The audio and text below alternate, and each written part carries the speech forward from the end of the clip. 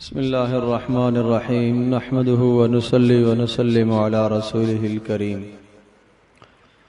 اما بعد فاعوذ باللہ من الشیطان الرجیم بسم اللہ الرحمن الرحیم انا اعطیناک الکوثر فصل لربک وانحر ان شانئک هو الابتر صدق اللہ مولانا العظیم۔ اللہ تبارک تعالیٰ کا ارشاد ہے کہ اے نبی ہم نے آپ کو بڑی خیر عطا فرمائی ہے، اس کے نتیجے میں آپ اپنے پروردگار کے لیے نماز پڑھیے اور قربانی کیجیے۔ ان شانئک ھو الابتر، بے شک آپ کا دشمن بے نام و نشان ہونے والا ہے۔ الفاظ کے اعتبار سے بہت مختصر سی صورت ہے، لیکن اس سورہ مبارکہ میں اللہ تبارک تعالی نے ایک انعام کا ذکر فرمایا اور دو حکم عطا فرمائے اور ایک خوشخبری سنائی۔ انعام یہ کہ ہم نے آپ کو بڑی خیر دی ہے، اس سے مراد رسول پاک صلی اللہ علیہ وسلم کی ذات گرامی اول مخاطب ہیں، اور آپ علیہ السلام کے بعد پوری امت کو خطاب ہے۔ ہر انسان کو اللہ پاک کی جانب سے بے شمار خیریں ملی ہوئی ہوتی ہیں، بے شمار نعمتیں اللہ پاک انسان کو عطا کیا کرتے ہیں، اور جب یہ نعمتیں عطا کی ہیں تو ان نعمتوں کے شکرانے میں آپ نماز پڑھیے اور قربانی کیجیے۔ نماز بدنی عبادت ہے اور قربانی مالی عبادت ہے۔ جب آپ نے یہ دونوں کام پورے کر لیے، ان شانئک ھو الابتر، تو آپ کا دشمن خود ہی بے نام و نشان ہو جائے گا۔ آپ کے خلاف کسی قسم کا مکر اور فریب اور منصوبہ اس کا کامیاب نہیں ہوگا، اس لیے کہ اللہ تبارک تعالی خود آپ کا معین اور مددگار ہوگا۔ تو اس سورہ مبارکہ میں اللہ پاک نے قربانی کا حکم دیا ہے، فصل لربک وانحر، آپ قربانی کیجیے۔ قربانی کے لیے جو نصاب ہے، پہلے یہ بات کئی بار تفصیل سے آ چکی ہے، انتہائی اختصار کے ساتھ پھر ہم ذکر کر دیتے ہیں کہ جس شخص کے پاس اتنا مال ہو جس سے 52.5 تولہ چاندی خریدی جا سکتی ہے، اس شخص پر قربانی واجب ہے، وہ بالغ ہو عاقل ہو۔ نابالغ ہے، اس کے پاس اتنا مال ہے تو قربانی واجب نہیں ہے۔ مجنون دیوانہ پاگل ہے، اس کے پاس اتنا مال ہے تو قربانی لازم اور واجب نہیں ہے۔ عقل مند بھی ہو اور عاقل بھی ہو، بالغ بھی ہو، تو اس شخص پر قربانی واجب ہے جس کے پاس اتنا مال موجود ہو جس سے 52.5 تولہ چاندی خریدی جا سکتی ہے۔ اسی طرح سے جس آدمی کے پاس ایک اپنا گھر ہے اور اس گھر کے علاوہ دوسرا گھر بھی ہے جو کرائے پر اس نے دیا ہوا ہے، تو اپنے گھر کے سوا دوسرا گھر اس کی ضرورت سے زائد ہے، جو آدمی دوسرے گھر کا مالک ہے اس پر بھی قربانی واجب ہے۔ ایک آدمی کے پاس اپنا ضرورت کا گھر بھی ہے اور اس کے علاوہ ایک پلاٹ بھی اس نے لے کر رکھا ہوا ہے کہ کسی بھی نیت سے اس نے رکھا ہے، بیچنے کی نیت سے یا استعمال کی نیت سے، تو دوسرا پلاٹ اس کی ضرورت سے زائد ہے، اس پر بھی قربانی واجب ہے۔ کسی شخص کے گھر کے اندر اتنا ساز اور سامان پڑا ہوا ہے کہ اگر اس سامان کو بیچا جائے، وہ سارا ضرورت سے زائد سامان ہو جو سال ہا سال استعمال نہ ہوتا ہو، اگر اس سارے سامان کو بیچا جائے تو 52.5 تولہ چاندی کی قیمت کو پہنچ جائے، تو ایسے شخص پر بھی قربانی واجب ہے۔ جب قربانی واجب ہو گئی، اس کے لیے سال کا گزرنا کوئی شرط نہیں ہے، حتیٰ کہ عید الاضحیٰ والے دن یا 11 ذی الحجہ یا 12 ذی الحجہ کے غروب آفتاب سے پہلے بھی اتنا مال آ جاتا ہے تو اس آدمی پر قربانی واجب ہے۔ یہ جانور خریدے گا اور قربانی کرے گا۔ جانور کون کون سے ہیں؟ 4 قسم کے جانور بتائے جاتے ہیں۔ ایک اونٹ ہے، اور دوسرا گائے، اور تیسرا بکری، اور چوتھا بھیڑ۔ یہ 4 قسم کے پالتو جانور ہیں، نر مادہ دونوں ان میں قربانی کے لیے جائز ہیں۔ البتہ یہ ضرور بتایا ہے کہ جانور عیوب سے سالم ہوں۔ اونٹ کے متعلق نبی علیہ السلام نے بتایا، اس کی عمر بتائیے کہ جب وہ 5 سال تک پہنچ جائے جب اس کی قربانی جائز ہے، اور گائے اور بیل کے متعلق بتایا کہ جب وہ 2 سال کے ہو جائیں تو جب ان کی قربانی جائز ہے۔ بکرے کے متعلق بتایا کہ جب وہ 1 سال کے ہو جائیں جب ان کی قربانی جائز ہے۔ بھیڑ دمبے کے متعلق بھی یہی حکم ہے کہ جب وہ 1 سال کے ہو جائیں جب ان کی قربانی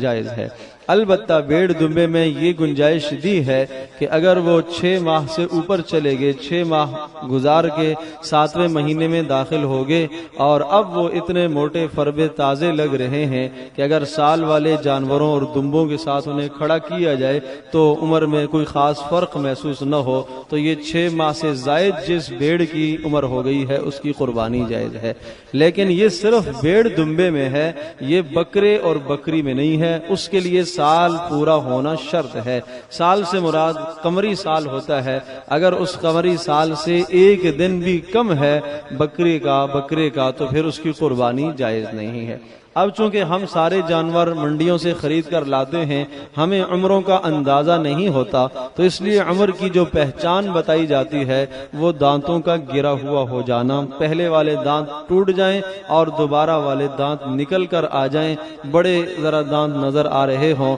تو یہ اس بات کی علامت ہوتی ہے کہ جانور بلوغ کو پہنچ گیا ہے، یہ اپنی عمر پوری کر چکا ہے اور اب اس کی قربانی جائز ہے۔ ایک آدمی نے اپنے گھر کے اندر جانور پالا ہوا ہے اور اس نے سال پورا ہو گیا، مثال کے طور پر بکرا اس نے پال کے رکھا ہے، یا اسی طرح سے گائے بچیا یا بیل اس نے پال کر رکھا ہے، 2 سال پورے ہو گئے، دانت نہیں گرائے انہوں نے لیکن عمر پوری ہے، ایسے جانوروں کی قربانی جائز ہے۔ اصل عمر کا پورا ہونا ہے، دانت بطور علامت کے، چونکہ ہم باہر سے خرید کر لاتے ہیں، بیوپاریوں کا پتہ ہوتا نہیں ہے کہ آیا وہ سچ کہہ رہا ہے یا جھوٹ کہہ رہا ہے، تو اس لیے وہاں تو آپ اس بات کا ضرور اعتبار کریں کہ اگر دانت گرے ہوئے ہیں تو پھر لے لیجئے، اگر نہیں ہیں تو آپ یہی تصور کیجئے گا کہ اس کی عمر ابھی پوری نہیں ہوئی ہے۔ لیکن اگر آپ نے اپنے گھر میں پالا ہے، آپ کے کسی دوست نے پالا ہے، وہ آپ کو بتا رہا ہے کہ ہاں اس کی عمر پوری ہے اور یہ سال کا یا 2 سال کا ہو چکا ہے اور آپ کو اس کی زبان پر بھروسہ اور یقین ہے، تو پھر کوئی حرج نہیں ہے، اس جانور کی قربانی آپ کر سکتے ہیں۔ اسی طرح سے نبی علیہ السلام نے یہ بھی ارشاد فرمایا، صحابہ کہتے ہیں آپ علیہ السلام نے ہمیں ارشاد فرمایا، بتایا کہ جب آپ جانور خریدنے کے لیے جاؤ تو اچھی طرح سے جانوروں کو دیکھو، فرمایا اس کی آنکھ کو دیکھو، ایسے جانور کی قربانی جائز نہیں ہے جس کا اندھا پن ظاہر ہو، جس کا کانا پن ظاہر ہو، جو بالکل اندھا ہو اس کی قربانی جائز نہیں ہے۔ فرمایا ایسے جانور کی قربانی بھی نہ کرنا جو لنگڑا ہو اور جس کا لنگڑا پن ظاہر ہو، چلنے میں پتہ چلتا ہو، ایسے جانور کی قربانی بھی نہ کرنا کہ جو اتنا نحیف اور کمزور ہو کہ چل بھی نہ سکتا ہو، ایسے جانور کی قربانی بھی نہ کرنا کہ جس کے ایک پاؤں میں ایسا زخم ہو کہ وہ زمین پر نہ لگاتا ہو، 3 پاؤں پر چلتا ہو، ایسے کی قربانی بھی نہ کرنا، ایسے جانور کی قربانی بھی نہ کرنا کہ جس کا کان کٹا ہوا ہو، چھیدا ہوا ہو یا تہائی سے زیادہ کٹا ہوا ہو، یا اس کا سینگ جڑ سے اکھڑا ہوا ہو، یا اس کا سینگ تہائی سے زیادہ کٹا ہوا ہو، یا اس کی دم تہائی سے زیادہ کٹی ہوئی ہو، تو ایسے جانور کی قربانی بھی نبی علیہ السلام نے منع فرمایا۔ اگر کوئی آدمی جانور کو صحیح سالم خرید کے لے آتا ہے اور لانے کے بعد وہ گھر میں رکھنے کے بعد اس کے اندر کوئی عیب پیدا ہو جاتا ہے اور اتارتے وقت یا چڑھاتے وقت کوئی عیب پیدا ہو گیا ہے، تو اگر آدمی صاحب مال ہے، صاحب حیثیت ہے، تو اس کا متبادل جانور خریدے، دوسرا جانور خرید کر قربان کرے۔ یہ جو جانور ہے چاہے تو اس کو بیچ دے، چاہے تو اس کو ذبح کر لے، اس کی ملکیت ہے، جیسا چاہے اس کے ساتھ کر سکتا ہے۔ لیکن اگر ایک آدمی غریب ہے اور وہ صاحب نصاب نہیں ہے، قربانی اس پر لازم اور واجب نہیں تھی، اس نے شوق میں جانور کو خریدا ہے، اب اس کے لیے جائز ہے کہ وہ اسی عیبدار جانور کی قربانی کر لے۔ اسی طرح سے اگر قربان گاہ کی طرف لے جاتے ہوئے یا ذبح کرتے وقت گراتے ہوئے جانور کو گراتے وقت ایسا عیب پیدا ہو گیا، ٹانگ ٹوٹ گئی ہے یا بہت بڑا عیب پیدا ہو گیا، تو اب اس جانور کی قربانی بغیر کسی کراہت کے جائز ہے، اس لیے کہ اس موقع پر جو عیب پیدا ہوا ہے وہ عیب نہیں شمار کیا جاتا۔ اسی طرح سے خصی جانور کی قربانی یہ بھی جائز ہے۔ نبی علیہ السلام نے 2 خصی مینڈوں کی قربانی فرمائی ہے، جائز ہے، بغیر کسی کراہت کے جائز ہے۔ لوگ سمجھتے ہیں کہ شاید یہ عیب ہے، یاد رکھیے گا کہ عیب وہ عیب ہوتا ہے کہ جس عیب کی وجہ سے اس جانور کی قیمت کم ہو جائے، اور یہ ایسا عیب نہیں ہے کہ جو تاجروں کے ہاں عیب سمجھا جائے یا جس کی وجہ سے اس کی قیمت میں کوئی فرق آئے، نقصان آئے، یہ عیب نہیں سمجھا جاتا۔ اس لیے ایسے جانور کی قربانی کرنا جائز ہے۔ وہ علیحدہ بات ہے کہ رسول پاک صلی اللہ علیہ وسلم نے جانوروں کو خصی کرنے سے منع تو فرمایا، اس لیے کہ اس میں جانوروں کو اذیت ہے، لیکن ایسے جانور کی قربانی یہ بغیر کسی کراہت کے جائز ہے۔ نبی علیہ الصلوۃ والسلام نے از خود ایسے 2 جانوروں کی قربانی فرمائی ہے، اور آپ علیہ الصلوۃ والسلام کا عمل پوری امت کے لیے بہت بہترین دلیل ہے۔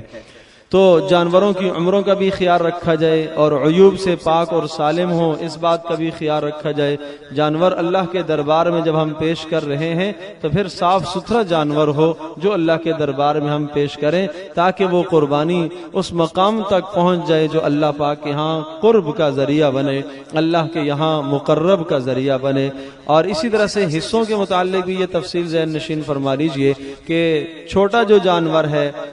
بکری ہے، بھیڑ ہے، دمبا ہے، یہ ایک جانور ایک شخص کی طرف سے 2 آدمی اس کو قربان نہیں کر سکتے، 2 افراد کی طرف سے نہیں ہوگا۔ البتہ جو بڑا جانور ہے، گائے ہے، بھینس ہے، اونٹ ہے، اور اسی طرح سے بیل ہے، بڑے جانور کے اندر صحابہ کہتے ہیں کہ ہم آپ علیہ السلام کے زمانے میں 7 حصے کیا کرتے تھے۔ 7 سے زیادہ جائز نہیں ہے، 7 سے کم جائز ہے، 8 جائز نہیں ہے، 6 جائز ہیں، 5 جائز ہیں، 4 جائز ہیں۔ 2 آدمیوں نے ایک گائے خریدی، آدھی آدھی کر لی، جب بھی جائز ہے۔ تو 7ویں حصے سے کم ہوگا تو پھر جائز نہیں، اس لیے اس بات کا خیال رکھا جائے۔ اگر آپ نے جو ہے ایک جانور خریدا، وہ 5 افراد پورے ہو گئے، 2 نہیں ہے، تو وہ 2 حصے آپس میں تقسیم کر لیں، 5 افراد، جب بھی جائز ہے۔ 6 حصے آپ نے کر لیے اور 6 افراد آپ کو مل گئے، 7واں نہیں مل رہا، تو وہ 7واں حصہ آپ نے آپس میں تقسیم کر لیا، جب بھی جائز ہے۔ غرض یہ کہ 7ویں حصے سے کم ہو تو جائز نہیں ہے۔ پھر اس میں اس بات کا خیال رکھیں کہ جب آپ جانور حصہ دار ہیں اس میں، اور وہ حصے باہر کے ہیں، ایک تو یہ ہے کہ ایک گھر کے اندر سارا گوشت ایک ہی جگہ پر آئے گا، وہاں تقسیم کار ضروری نہیں ہے۔ ایک باپ کا حصہ ہے، ایک بیٹے کا ہے، ایک ماں کا ہے، ایک بیوی کا ہے، ایک کسی اور کا ہے، گھر کے اندر کے سارے افراد ہیں اور سارا سیٹ اپ گھر میں رہنے کا ایک ہی جگہ پر ہے، تو اس کی تقسیم کار گوشت کی کوئی ضروری نہیں ہے۔ لیکن اگر متفرق افراد ہیں جن کی رہائشیں علیحدہ علیحدہ ہیں اور ہر کوئی الگ الگ ہے، ہر ایک کا کچن الگ الگ شمار کیا جا رہا ہے، تو اس صورت کے اندر ضروری ہے کہ گوشت کی تقسیم صحیح ہو، اندازے سے نہ ہو۔ اگر کسی شخص کی طرف 7ویں حصے سے کچھ کم چلا گیا تو پھر کسی کی بھی قربانی جائز نہیں ہوگی، اس بات کا خاص خیال رکھا جائے۔ مثال کے طور پر اندازے میں تقسیم کیا، اب اگر یوں سمجھ لیجئے کہ ہر فرد کی طرف وہ 15 کلو گوشت جانا چاہیے تھا، ایک کی طرف 14.5 کلو چلا گیا اور ایک کی طرف 15.5 اضافی چلا گیا، تو اب 14.5 جس کی طرف گیا ہے تو گویا کہ وہ 7ویں حصے سے کم ہو گیا، تو جب 7ویں حصے سے کم ہو گیا تو اس طرح سے کرنا جائز نہیں ہے۔ ہاں البتہ اس میں آپ کو یہ تو ضرور گنجائش ہے کہ جانور کی جو سری ہے اور پائے ہیں اور دل ہے، کلیجہ ہے، ان چیزوں کو آپ تقسیم کے بغیر بھی ایک کو ایک پایا مثلاً دے دیا، ایک کو دوسرا پایا دے دیا، ایک کو دل دے دیا، ایک کو دماغ یا سری اس کو دے دی، تو اس طرح سے کرنا تو جائز ہے۔ اور ایسے ہی کیا جائے، جب آپ اس طرح سے کریں گے تو پھر گوشت میں اگر کمی بیشی بھی ہوگی تو وہ معاف ہو جائے گی، لیکن اگر آپ نے سری پائے میں یہ حساب، یہ تناسب نہ رکھا اور گوشت کو آپ نے اندازے سے تقسیم کیا، تو پھر یاد رکھیے گا اگر کسی شخص کے پاس 7ویں سے کم حصہ چلا گیا تو اس کی قربانی جائز نہیں ہے۔ اسی طرح سے یہ بات بھی اچھی طرح سے ذہن نشین فرما لیجئے کہ جب آپ کے ساتھ 7 شرکاء ہیں، 7 کی آمدنی حلال اور جائز ہونا ضروری ہے۔ اگر ایک فرد کی آمدنی بھی وہ حلال نہیں ہوئی، حرام کی آمدنی ہوئی، تو پھر کسی کی بھی قربانی جائز نہیں ہوگی۔ تفتیش کرنا ضروری نہیں ہے، اگر آپ کو معلوم ہے اس آدمی کی آمدنی حلال نہیں ہے تو پھر اسے اپنے ساتھ شریک ہرگز نہ کیا جائے۔ اسی طرح سے اگر 7 میں سے کسی ایک فرد کی نیت خالص نہیں ہے، اس کی نیت قربانی کی نہیں ہے، محض نمود نمائش ہے، دکھلاوا ہے، تو پھر کسی کی بھی قربانی جائز نہیں ہے۔ اس لیے اچھے نیک صالح افراد کو اپنے ساتھ قربانی میں شریک کیا جائے۔ اسی طرح سے اگر کوئی آدمی بد عقیدہ ہے، نبی علیہ الصلوۃ والسلام کی ختم نبوت کا انکاری ہے، یا اپنے آپ کو مسلمان تو کہتا ہے لیکن قرآن مجید میں تحریف کا قائل ہے، تبدیلی کا قائل ہے، صحابہ کو گالیاں دیتا ہے، تو اس قسم کے افراد کو اگر آپ نے قربانی میں شریک کیا تو پھر بھی کسی ایک کی قربانی جائز نہیں ہوگی۔ اس لیے حصہ دار جتنے بھی ہیں ان کے مالوں کا بھی خیال رکھا جائے، ان کے عقائد کی بھی جانچ پڑتال کی جائے، ورنہ آپ کی قربانی متاثر ہوگی۔ اسی طرح سے قصاب جو ہم لے کے آتے ہیں ذبح کے لیے، اس میں بھی اس کا مسلمان ہونا ضروری ہے۔ اگر وہ غیر مسلم ہوا اور اس نے آپ کا جانور ذبح کر دیا تو پھر آپ کی قربانی جائز نہیں ہے۔ از خود ذبح کریں، ہاں اس کے بعد کے مراحل اس سے کروائے جا سکتے ہیں۔ غیر مسلم سے بھی آپ نے جانور کو خود ذبح کیا، اللہ کا نام لے کر بسم اللہ پڑھ کر آپ نے جانور کو ذبح کر لیا اور اچھی طرح سے ٹھنڈا ہو گیا، اب اگر آپ کسی غیر مسلم سے کام کروانا چاہیں اور اس کی کھال اتارنا چاہیں اور گوشت کو بانٹنا چاہیں اور وہ اس کو کاٹنا چاہیں تو اس میں تو کوئی حرج نہیں ہے، لیکن ذبح جو ہے اس کے لیے ضروری ہے کہ مسلمان ہی ذبح کرے گا، غیر مسلم ذبح کرے گا، بد عقیدہ ذبح کرے گا تو وہ ذبح نہیں ہوگا، اس جانور کا کھانا پھر حلال نہیں ہوگا۔